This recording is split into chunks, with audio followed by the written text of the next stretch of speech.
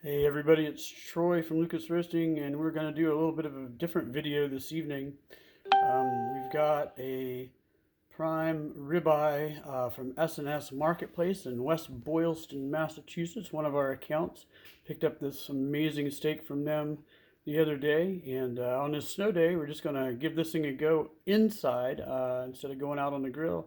So we've done a salt and pepper and coffee rub here on this. Sorry I didn't let you see the marbling before we started, but it's a really nice thick piece of meat. We've got some garlic chopped up over here, some butter ready to go, and some avocado oil getting ready to go over here in our cast iron skillet. We're going to get started and come back to you. All right, folks, so we've got our pan heated up, our cast iron pan with some avocado oil, which is one of the grapeseed oil, avocado oil. The way we do this is to toss our steak in without butter, which has got a low smoke point. We're going to do the avocado oil, which is a little bit better for sauteing, frying, and everything. So we're going to get ready to put this in the pan here. The pan is heated up to probably about 600 degrees is what the surface was when we set that down in there. So since we're not doing it on the grill, we're doing that here. What we're going to do is we're going to sear both sides of this coffee rubbed, salt and pepper rubbed ribeye, and we're going to let that cook for just a bit. And we're going to flip that thing over. We're not going to have this on there the entire time we're doing it, but we're going to come back with the results of this and show you what the end results are.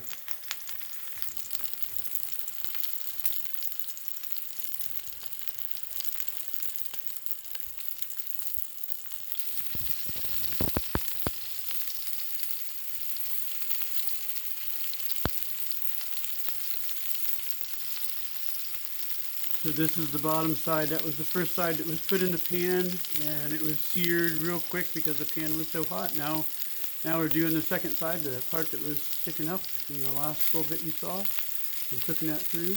We'll be right back. We're ready to add some butter and garlic. All right, so you can see we have been cooking this with the second side down now for a few minutes. You can see that it is cooking up from the bottom, and that is our sign to go ahead and start the next step, which is going to be putting the butter and garlic in here to finish it off, and we will baste it with that over the top of it, and that will finish this off. Alright, so we are getting ready to add a nice chunk of butter in there, and that's going to be the fat that we finish this off with. And as we do that, we're also going to take the garlic that we've chopped up and toss that in here. I'm kind of a purist. I don't really like a lot of other things to go in my steak except for the garlic, and that gives it a good finishing flavor. So the pan is still really hot here. You can see we got the butter melting that all around, and we are just about to pull this off. Hopefully the steak, we've done everything right, will be a nice rare to rare, medium rare. When we're all done, we're gonna turn the heat down here a little bit on the stove. And then we finish this off simply by taking a spoon, and we're going to take this. We don't want the garlic to burn, certainly don't want that to burn down there in the bottom of the pan. We're taking that butter we just melted though, and we're finishing off the steak by just bathing it in that hot butter. And then what we'll do here in just a second, so that butter and the garlic have gotten together and have given out a real nice smell, taste, and we're just going to take this. We're going to cut the heat now. We're going to pull this aside over here.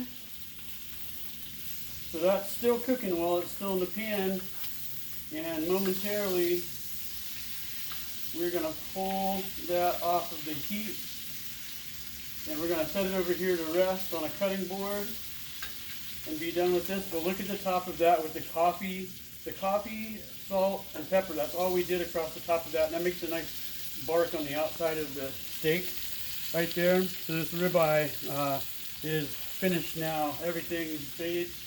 So we'll take this off the heat, and then we'll come back with it and we'll slice it. All right, so now that everything is off the heat, we're just waiting for this to rest for a few minutes. Resting the steak is an important step. You can take it out; it's still going to be hot, but you do want to rest the meat before you cut into it, and that will just give it a chance to settle down and have better flavor. All right, so we've let the meat rest for just a few minutes. So the resting is important. When you take it out of the pan, the meat is actually still hot on both sides. It's still cooking. So you want to just let it rest for just a few minutes before you cut into it. And we're about to cut into it now. I'm hoping for rare to medium rare is where I'm hoping this will be. And that looks like a perfect steak.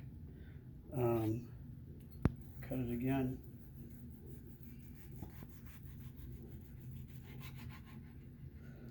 So I know not everybody's a fan of rare steak, but that's a perfectly cooked ribeye, rare steak, perfectly cooked on the outside into the middle, and we're going to enjoy it. Our French blend is what we use for the coffee rub, the salt and pepper, and now we're going to dive into this on our snow day here in New Hampshire.